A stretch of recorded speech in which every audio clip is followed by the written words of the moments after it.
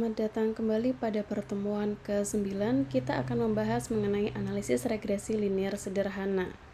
Outline-nya ada pendahuluan, estimasi parameter dengan least square, kemudian uji signifikansi parameter, dan yang terakhir adalah koefisien determinasi atau biasa dinotasikan dengan R-square. Analisis regresi menyangkut studi tentang hubungan antara variabel kuantitatif dengan tujuan mengidentifikasi, memperkirakan, dan memvalidasi hubungan antara variabel. Nah, analisis ini berkaitan dengan mempelajari variabel respon Y bergantung pada variabel prediktor X.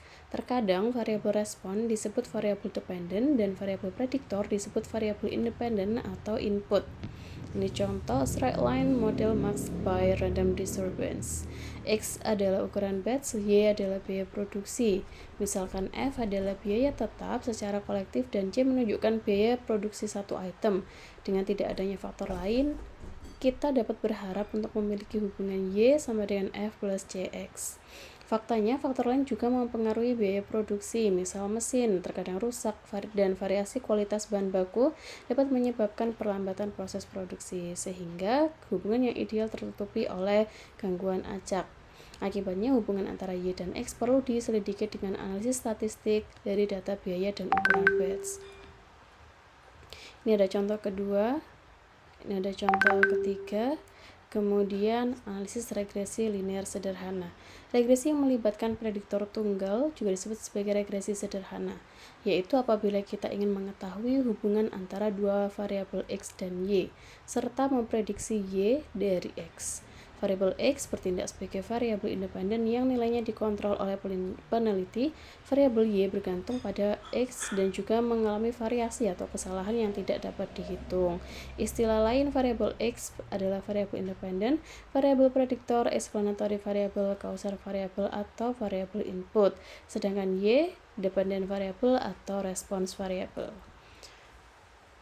Ini ada contoh keempat, misal kita memiliki duration of relief yang sebagai variabel Y dipengaruhi oleh dosis ya, atau dinotasikan dengan X. Nah, langkah pertama analisis, teman-teman bisa membuat tabel seperti ini. Lalu langkah selanjutnya adalah membuat scatter plot. Nah, untuk melihat apakah memang X dengan Y ini berkorelasi.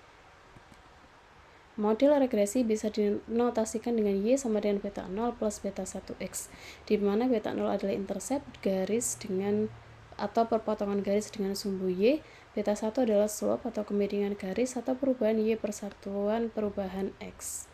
Nah, ini untuk statistik modelnya untuk regresi. Kemudian untuk metode penaksiran dari beta, kita bisa menggunakan metode least square atau kuadrat terkecil.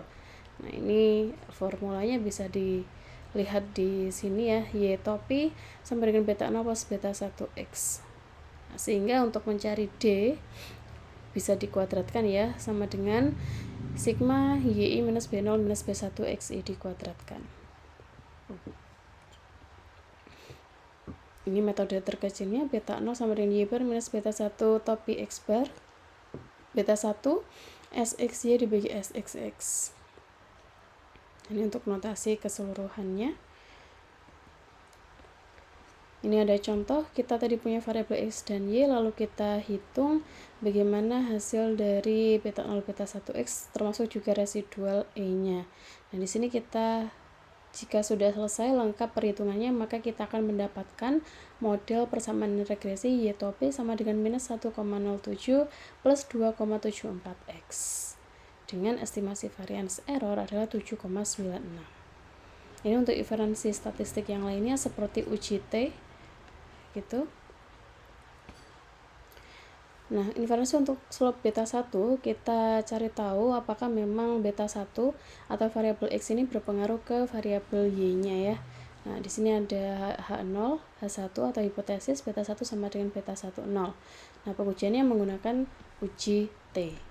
Beta 0 pun juga demikian, kita uji menggunakan uji T. Ini masih uji T. Nah, apabila memang tolak H0 yaitu T lebih besar dari T tabel, artinya ada relasi linear antara Y dan X. Ini ada contoh. Tadi kita punya persamaan regresi seperti ini, minus 1,07 plus 2,74x. A test to establish that duration of relief increases with doses. Ya, tadi ya. Kita dapati tes statisnya 6,213 dengan t tabel 3,35. Nah, t hitung lebih besar dari t tabel, artinya tolak H0. H0 is rejected. Artinya lagi, there is strong evidence that larger doses of the drug tend to increase the duration of relief over the range covered in the study. Artinya, adanya perubahan pada X akan berpengaruh ke nilai dari Y-nya. Kekuatan hubungan linier bisa dilihat dari nilai R-square-nya. Nah, nilai R-square ini semakin baik jika nilainya mendekati 1 atau semakin kuat jika mendekati 1. Dan semakin mendekati 0 artinya kekuatan hubungan liniernya itu lemah. Sebagai contoh, di sini kita punya nilai R-square-nya 0,83. Artinya 83% dari variabilitas dalam Y dijelaskan oleh regresi linier dan model linier yang terbentuk sudah cukup baik. Berikut daftar pustaka yang digunakan. Terima kasih, semoga bisa bermanfaat.